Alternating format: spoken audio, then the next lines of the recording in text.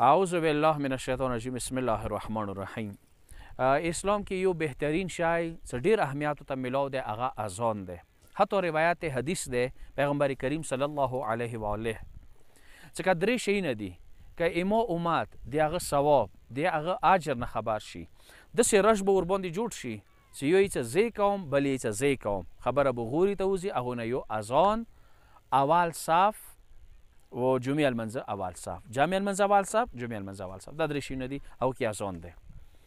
یو شی چې موږ کسو چې بیا ګڼو هغه موږ کلو کې کیسټ والا اذان دی. پکار دا دی چې موږ دې شي په ځای خولي اذان ته ډېر اهمیت ورکړو چې دوره ثواب دی چې رش به جوړ شي چې یو ځکه هم ثواب واچي نه.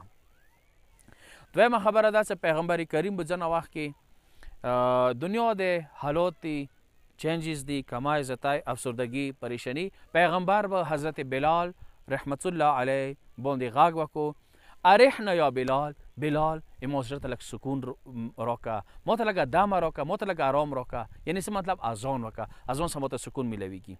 دشت صحرا کې بیله پاتې وي، پریشان وي، ډر شوی وي، بلند اواز سره اذان وکړه. شیطین جنات هغه ځینه تښتي. کور کې هم بلند اواز سره اذان وکړه، شیطین جنات تښتي.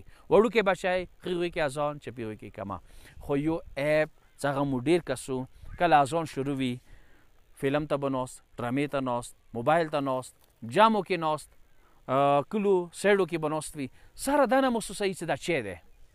مو افسوس دغې خبرې باندې وکړو چې موږ کله قومي ترانه وي، که هغه سکولونو کې دی، که هغه یونیورسټیو کې دي، که هغه ادارو کې وي، ټوله د قومي ترانې احترام دپاره پڅېږي او ډېر الرټ او تیار و هر حوالې سره. وایي پروردګار یو عظیم اعلان چې هغه ته اذان ویلی شي هغه ته موږ سره اهمیت نه ورکوو. خبرې جمع او محفلونو کې ډرامو کې مصروف یا موبایلو کې مصروف، هلته به اذان شروع وي، سره مو داسې یا نه یو چې دا چی دی.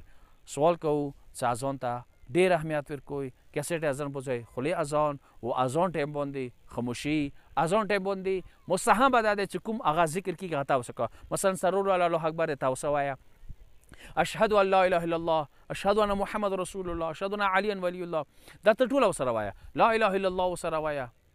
اما حي على الصلاة، حي على الفلاح، حي على خير العمل، دغو ذکرونو کې لا حول ولا قوة الا بالله العلي العظيم ذکر دا ورسره وایه. واخر دعوانا الحمد لله رب العالمين.